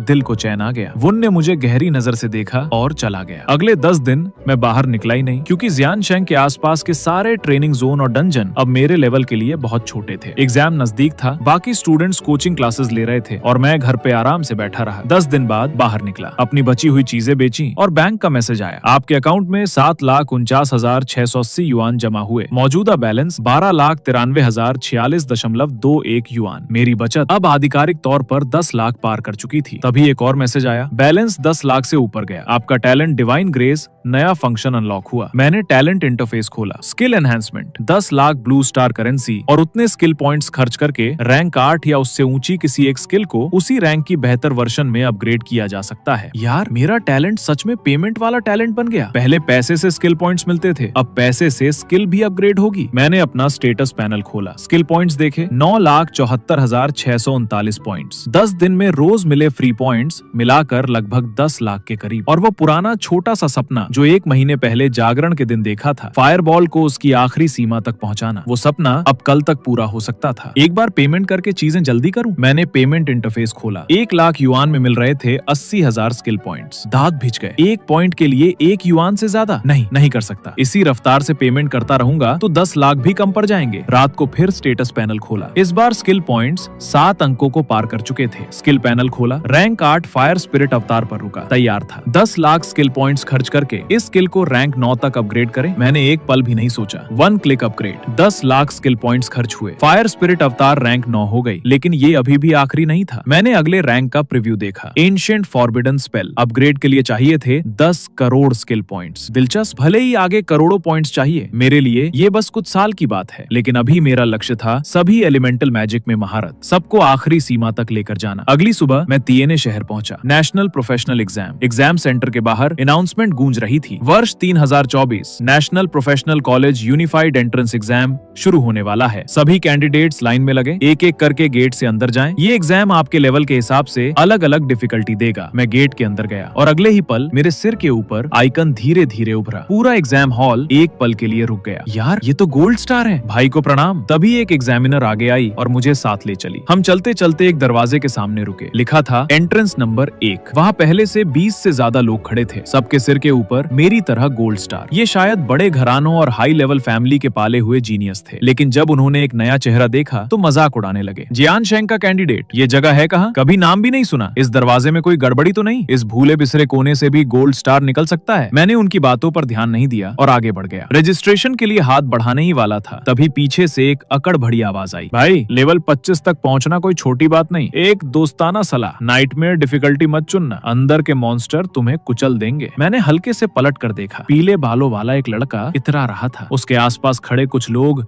आपस में फुसफुसाए और हंसे। भाई के गोल्ड स्टार में भी फर्क होता है, हर कोई आपकी तरह लेवल 29 नहीं होता। पीले बाल वाला मन ही मन खुश हो गया, लेकिन उसकी नजर असल में उसके बगल में खड़ी एक खूबसूरत लड़की पर थी। जब उसने मुड़कर उस लड़की को देखा तो लड़की की आंखों में नफरत थी। जॉइन ने ठंडी आवाज में कहा, जाओ काई, मेरा ध्यान खींचने के लिए ऐसे तरीके मत अपनाओ। उसी वक्त उसकी नजर मेरी तरफ मुड़ी और उसके चेहरे पर हैरानी छा गई, क्योंकि जैसे ही मेरे हाथ में बेल छुई, बैरियर पर एक नंबर उभरा, लेवल 42। पूरा हॉल एक पल के लिए जम गया। जाओ काई ने लेवल 42 देखा और उसे ऐसा लगा जैसे किसी ने उसके मुंह पर थप्पड़ मारा हो। सर, मैं डिफिकल्टी सेलेक्ट नहीं कर पा रहा, नाइटमेयर मोड चुनना चाहता हूँ लेकिन हो नहीं रहा, जैसे कोई बग है। एग्जामिनर हड़बड़ाहट से बाहर आया। रुको, मैं देखता हूँ। सच कहे तो उसे खुद यकीन नहीं आ रहा था। लेवल 42 ये आया कहाँ से? जब सिस्टम चेक किया तो माथे पर पसीना आ गया। सिस्टम में कोई गड़बड़ी नहीं थी। असल बात ये थी, सिस्टम का बेस कोड डिफिकल्टी रेंज सिर्फ लेवल 25 से 30 तक के लिए बना था। इस लेवल 42 के दानव ने पूरे एडमिशन सिस्टम को ओवरहीट कर दिया था। ये फैसला मेरे बस का नहीं। एग्जामिनर दौड़ता हुआ ऊपर चला गया। अधिकारियों ने सुना तो कुछ देर चुप रहे। इतना टैलेंटेड कैंडिडेट दशकों में एक बार आता है। पुराना मोड वापस चालू करो, इसे स्पेशल छूट दो। बाकी स्टाफ ने एतराज किया। सर, वो मोड बहुत खतरनाक है, पहले कई हादसे हो चुके हैं। लुआनिन ने सिर हिलाया। जमाना बदल गया है, इसके लिए नाइटमेयर मोड तो बस मजाक है। टीएनए के सभी 22 एग्जाम सेंटर्स को खबर करो, परगेटरी मोड एक साथ एक्टिवेट करो। ये सुनते ही सबकी रूह कांप गई। लेकिन सर, जिनके पास एबिसल टाइटल नहीं है वो इसे चुन ही नहीं पाएंगे। लुआनिन ने हाथ हिलाया। टाइटल दिखाने दो, जिनके पास है वो परगेटरी चुने, और अगर इस लेवल 42 लड़के के पास टाइटल नहीं है तो नाइटमेयर चुने। कोई बात नहीं, फैसला हो गया। एग्जामिनर हुक्म लेकर वापस दौड़ा। सभी कैंडिडेट्स ध्यान दे, परगेटरी मोड जोड़ा जा रहा है। जो पहले डिफिकल्टी चुन चुके हैं उन्हें एक बार और मौका मिलेगा। 3 हाथ उठे। जॉइन शांत चेहरे के साथ, जाओकाई और उसका एक साथी, तीनों अपना एबिसल टाइटल दिखाएं। कंफर्म होने के बाद डिफिकल्टी बदली जाएगी। अगले ही पल तीनों के सिर के ऊपर 5 बड़े काले अक्षर उभरे, एबिस चैलेंजर। जाओकाई ने मुझे उकसाने वाली नजर से देखा। लेवल ऊंचा होने से क्या होता है? अगर ट्रायल पास नहीं किया तो परगेटरी मोड छू भी नहीं सकते। सबकी नजरें मेरी तरफ। मैं सच में थोड़ा कंफ्यूज था। टाइटल पहनते कैसे हैं? जाओकाई मन ही मन खुश हो गया। नाटक बंद करो, है ही नहीं तुम्हारे पास, है ना? एग्जामिनर ने शांति से समझाया। अपना पर्सनल पैनल खोलो, अपने नाम पर देर तक दबाओ, टाइटल लिस्ट आ जाएगी। मैंने एग्जामिनर की बात मानी। जल्दी से टाइटल कॉलम खोला, लेकिन उंगली थोड़ी फिसल गई और पहला टाइटल गलती से सेलेक्ट हो गया। अगले ही पल जैसे आंखों के सामने बिजली कड़की, सुनहरी रोशनी का विस्फोट और मेरे सिर के ऊपर उभरा dungeon world record Pantheon holder. पूरा हॉल एक पल को जम गया। यार, ये क्या है? 24 कैरेट गोल्ड टाइटल, इतना स्वैग। मैंने सबके चेहरे देखे और खुद उलझ गया। मैंने ऊपर देखा, टाइटल पढ़ा। यार, ये तो बहुत ज्यादा फ्लैशी है। मेरे सिर के ऊपर 2 टाइटल एक साथ चमक रहे थे, एक सुनहरा, एक खूनी लाल। चारों तरफ अबिसल एनर्जी घूम रही थी। पूरा माहौल काला हो गया। एटीट्यूड बस मैक्सिमम। भीड़ फिर से सन, ये जानबूझकर कर रहा है ना? जरूर जानबूझकर कर रहा है। इस लड़के के पास इतने अल्ट्रा रेयर टाइटल कैसे हैं? पैंथियन का टाइटल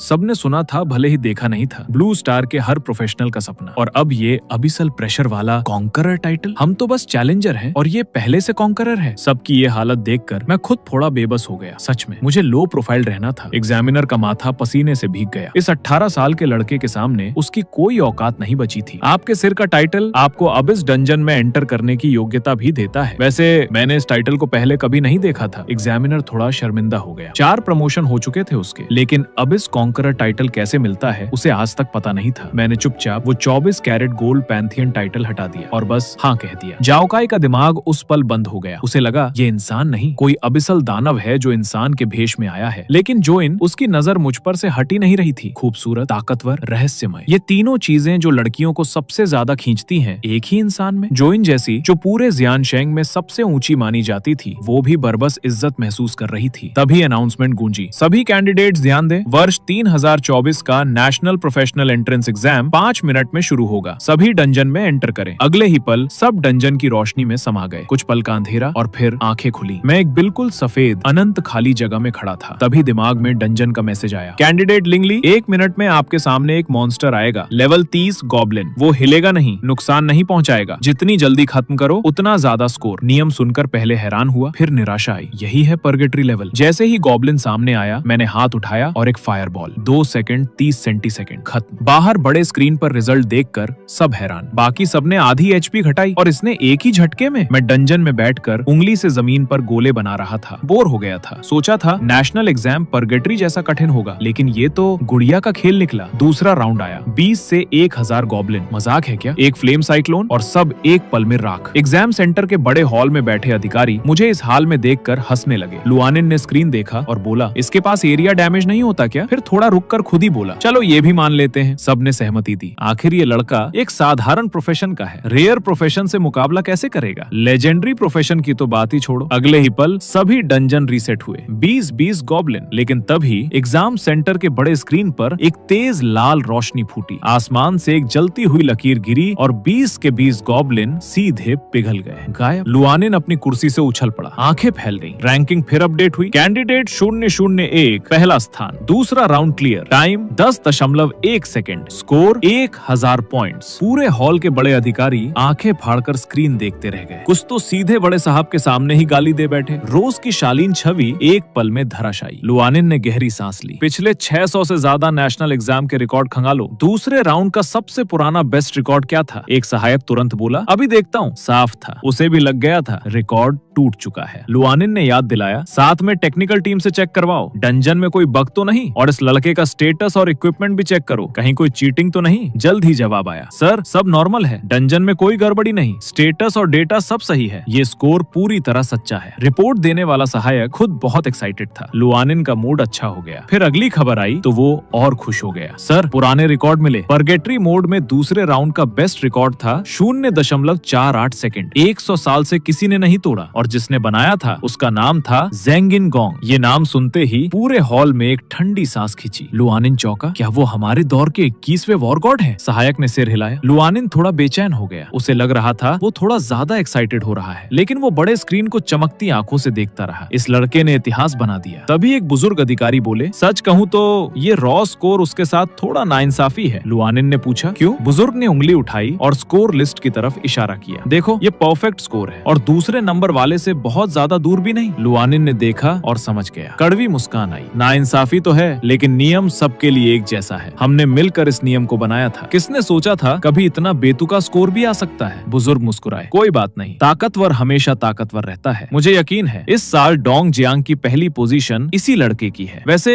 इसने 0.1 सेकंड का रिकॉर्ड कैसे बनाया? कौन सा स्पेल था? एक अधिकारी बोला, रैंक 4 फायर स्पेल था। फ्लेम स्टॉर्म का नॉर्मल कास्टिंग टाइम 5 सेकंड है, लेकिन इसने इंस्टेंट कास्ट किया। ये सुनते ही पूरे हॉल में हलचल, सब जाग गए। एक साधारण मेजर सिर्फ प्रोफेशन की ताकत से नहीं आका जाता, टैलेंट, स्किल, इक्विपमेंट कॉम्बिनेशन सब मायने रखता है। लेकिन अगले ही पल जब सबने फिर से बड़े स्क्रीन की तरफ देखा तो मुंह खुला रह गया। मैं जमीन पर बैठा था और एक बड़ी चिकन लेग पीस आराम से कुतर रहा था, बड़े मजे से खा रहा था। सिस्टम बता रहा था दूसरा राउंड खत्म, तीसरा 1 मिनट में शुरू होगा, लेकिन मेरे चेहरे पर कोई टेंशन नहीं, बिल्कुल नहीं। तीसरे राउंड का नियम सुना तो लगा चलो थोड़ा सेंस तो है। पहले 2 राउंड में सिंगल और ग्रुप डैमेज था, तीसरे में था ओवरऑल एंड्योरेंस टेस्ट। मैंने मन में हिसाब लगाया, गॉब्लिन जायंट की एचपी अनलिमिटेड है, तो ज्यादा नुकसान के लिए एंड्योरेंस मैनेज करना होगा। 10 सेकंड की उल्टी गिनती, गॉब्लिन जायंट रिफ्रेश हुआ। मैंने हाथ उठाया, उसके सिर के ऊपर एक हरी बवंडर बनी, हवा से धारदार ब्लेड बने और लगातार उसकी चमड़ी काटते रहे। Rank 4 wind spell storm cyclone, इसे चुनने की वजह थी लंबी लड़ाई में एक कास्ट में सबसे ज्यादा कुल नुकसान। धीरे काटता है लेकिन बहुत देर तक काटता है। एक बार कास्ट होने के बाद पूरे आधे घंटे तक चलता है और गॉब्लिन जायंट बस खड़ा था, हिल भी नहीं रहा था। तो मैंने उस मैकेनिज्म का पूरा फायदा उठाया। 1, 2, 5, 10, 20 साइक्लोन की संख्या बढ़ती ही गई। दर्जनों साइक्लोन एक साथ, हर सेकंड नुकसान की रफ्तार देखने वालों की सांसें रोकते। एग्जाम सेंटर में सब हैरान, लेकिन तभी कुछ अजीब हुआ। मेरे नुकसान के नंबर जो पहले नंबर 1 पर थे अचानक 0 हो गए। रैंकिंग से मेरा नाम गायब। ये देखकर हॉल में हलचल, और फिर स्क्रीन पर जो दिखा उसने सबकी आंखें फाड़ दी। वो विशाल गॉब्लिन जायंट धीरे धीरे गिर रहा था। नोटिफिकेशन आई, कैंडिडेट लिंगली के डंजन में अभूतपूर्व स्थिति, अनलिमिटेड एचपी वाला मॉन्स्टर मारा गया। लुआनिन ने माथे पर बल डाले, ये हो क्या रहा है? कोई मैकेनिज्म फेल हुआ? डंजन मेंटेनेंस की पूरी टीम ठंडे पसीने में। सबको पता था अगर ये ठीक से न संभला तो बड़ा बवाल होगा, लेकिन जांच में कोई गड़बड़ी नहीं मिली। तभी गोगान को कुछ याद आया, लुआनिन क्या गॉब्लिन जायंट की एचपी सच में अनलिमिटेड थी? लुआनिन ने सिर हिलाया, बिल्कुल नहीं, अगर सच में अनलिमिटेड होती तो वो अजय होता। एचपी अनलिमिटेड दिखती है, लेकिन असल में एक शर्त है। गोगान सोच में डूब गए। कुछ देर बाद आंखें चमकी, मुझे लगता है समझ गया। अगर मेरा अंदाजा सही है तो इस लड़के ने फिर से इतिहास बना दिया, जो पहले कभी नहीं हुआ। अजय को हराने वाला पहला इंसान। टेक्निकल टीम का जवाब आया, सब नॉर्मल है सर, लेकिन वो कैसे मारा हमें नहीं पता। लुआनिन नाराज नहीं हुए, बल्कि इससे उनका और गोगान का अंदाजा पक्का हो गया। राजधानी को रिपोर्ट भेजो, हमारे एग्जाम डंजन का बेस आर्किटेक्चर सिर्फ वो लोग लोग देख सकते हैं। कुछ देर बाद राजधानी से जवाब आया। गॉब्लिन जायंट की एचपी अनलिमिटेड नहीं थी। असल में उसके पास था 10 लाख एचपी। हर हिट पर 1 एचपी कटती थी। 10 लाख बार हिट होने पर असली एचपी 0 और वो मर गया। कैंडिडेट ने कोई गड़बड़ी नहीं की। मॉन्स्टर का खुद का मैकेनिज्म था, इसलिए ये राउंड पास माना जाए और मैक्सिमम स्कोर दिया जाए। साथ ही हमारे बड़े साहब को ये कैंडिडेट बहुत दिलचस्प लगा। अगले राउंड की रिकॉर्डिंग सीधे हमें भेजें। लुआनिन और गोगान के गंभीर चेहरों पर मुस्कान आ गई। तीसरे राउंड के आखिरी मिनट में मेरा नाम फिर से लिस्ट के ऊपर आया। पहला स्थान candidate Lingli, output unlimited, score 2000 points. किसी को यकीन नहीं आया, न नंबर न हिसाब, बस अनलिमिटेड। तभी अनाउंसमेंट आई, चौथा राउंड 30 सेकंड में शुरू होगा। सभी कैंडिडेट्स के चेहरे पीले पड़ गए। तीसरा राउंड अभी खत्म हुआ था, माना लगभग खाली, और अब बिना रुके चौथा राउंड। नियम सुनाई दिए। ये राउंड ओवरऑल स्किल का टेस्ट है। 20 सेकंड में एक गॉब्लिन किंग आएगा, 50,000 एचपी, आर्मर और मैजिक रेजिस्टेंस 1000। वो खुद अटैक नहीं करेगा, लेकिन लगातार एलीट टीम बुलाता रहेगा। गॉब्लिन एलीट टीम में 4 type, warrior, mage, assassin, defender. Round time 10 minute. HP reset नहीं होगी। गॉब्लिन किंग मारने के बाद बची हुई एचपी के हिसाब से स्कोर। नियम सुनकर मैंने भौहें उठाई। वाह, पहली बार कुछ रियल लगा। सिर्फ नुकसान नहीं, मूवमेंट, एंड्योरेंस, एडेप्टेबिलिटी भी। दिलचस्प। सिस्टम का ऑर्डर आया। एक मोटा,